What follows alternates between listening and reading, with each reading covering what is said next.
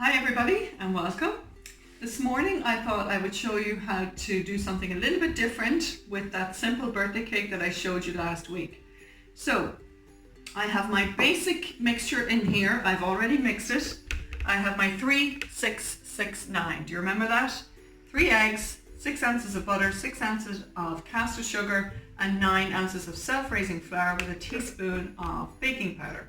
I've already mixed it all up in here. If you want to know how to do it in the different steps, just look back at that simple birthday cake, okay?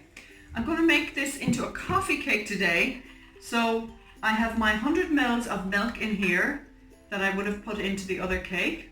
I heated it up and I've added 10 dessert spoons or cereal spoons of instant coffee in here. So it's made quite a thick coffee mixture, because honestly, I don't know why you would have a coffee cake if you actually can't taste the coffee from the sponge. So I always err on the side of caution.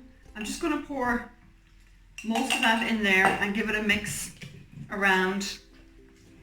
So I always err on the side of caution of too strong as opposed to not strong enough. So that looks really, really strong in there. If you don't like your coffee cake as strong as this, just use half the amount of coffee mixture. I'm going to keep back the rest of that coffee mixture and I'm going to use that then to flavour my buttercream icing, which I also showed you how to make in the last video. And this is basically what it looks like now with the coffee through it. I'm going to do exactly what I did with the last cake that I made, and I'm just going to pour it in here and cook it in the oven. I'll put all those temperatures up, I just can't remember them off the top of my head.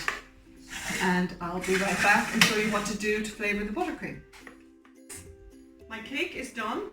I'm just going to, I showed you before, put a little bit of buttercream icing down there to keep your cake from moving around whenever you're going to ice it. So I'm going to pop this one on top. Still a little bit warm, so I'm just going to leave it here for a second. I want to show you, I've already mixed up my buttercream icing the same as I did in the simple birthday cake that I showed you how to make. I have 100 grams of butter, 200 grams of icing sugar, mix them really well. And I put 2 tablespoons of this coffee mixture that I showed you how I made a few minutes ago. So I've mixed them in there to make it really coffee-like. The other thing I've done is I roasted some pecan nuts. I put them in the oven for about 8 minutes to toast them. I put the oven up to about 180, and then I just put them into my food processor and made them into this lovely kind of breadcrumb-like texture. Okay, so we're going to decorate the sides with this.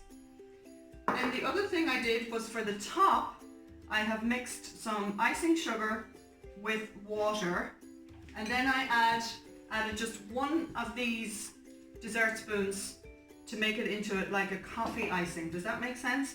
So you put icing sugar in here and you put enough water to bind it all together like that. Now it's a little bit too runny or thick, so I'm going to have to add another little bit of water just to make it pour better. The last thing I wanted to show you for decoration is the melted chocolate. I've just melted chocolate. I only had milk chocolate there in the press. So I have 100 grams here that I melted in the microwave. I'm going to keep back a little bit so I can write happy birthday on the top. And I'm just going to spread it out with the back of the spoon here. I hope you can see that. You see that? Just going to spread it around like this, because what I'm going to do is let that go ahead and set and harden. And then I'm going to cut it into triangles, and that will decorate the top of the cake.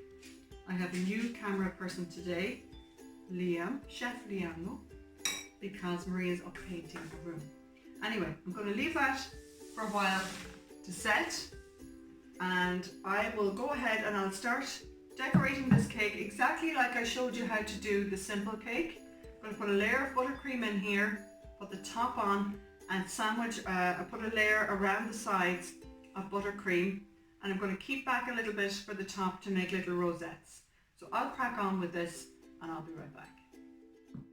So guys, here you can see I've just put a light coating of buttercream around the edges there, not too much, because I'm going to actually cover this now all with the chopped pecans, okay?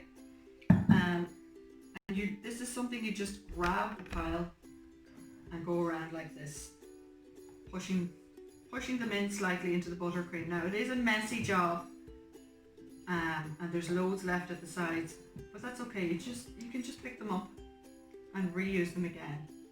And whatever's left over will be absolutely delicious in a salad. So don't worry, there'll be nothing left to waste. So then what I do is I gather all this up and pour it back into the bowl and just go around again. So just keep doing that until you've kind of firmed in all the buttercream with some nuts, and I'll be back. So guys, here's the chocolate. I actually popped it into the freezer just for about 5 minutes because it's so warm today. I wanted to make sure that it's not going to melt, especially when my hands touch it. The heat of my hands would melt it. So I split it down the middle, and then I'm just going to cut into squares like this. Can you see that? My hand's probably in the way. Into squares. And then I'm going to cut through each square to form triangles. Does that make sense? I hope it does. And this will give you a lovely decoration for the top. Just get your knife in underneath, pull your chocolate out, a little triangle like that, and just pop it in to your cake just like that. So I'm going to decorate it all the way around, and I'll be back. Here we go guys, our finished product. I did have to change and use dark chocolate instead of milk chocolate because it's just too hot in the house here and it was completely melting.